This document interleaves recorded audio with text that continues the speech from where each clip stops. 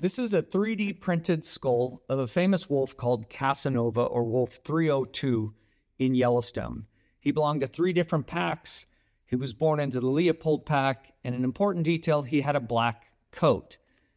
Now, this photo of me is standing next to the last 2 wolves in Yellowstone killed by the federal government in 1926. And if you look closely, one of them had a black coat too.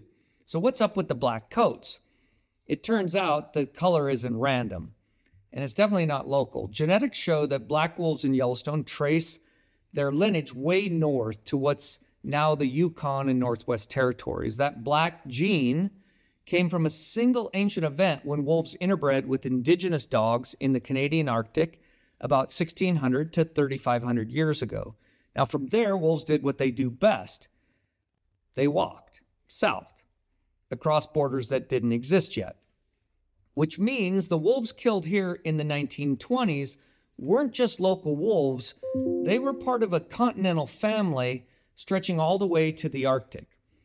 And when wolves were introduced into Yellowstone from Canada in 1995, they weren't being imported.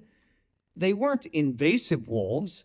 They were coming home, repeating a north-south journey wolves have been making for thousands of years, long before Yellowstone.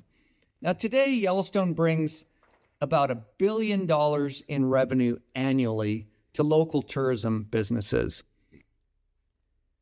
And people spend roughly $80 million a year just to see wolves. But the park was never just about money. It was about protecting what's left of the wild for everyone.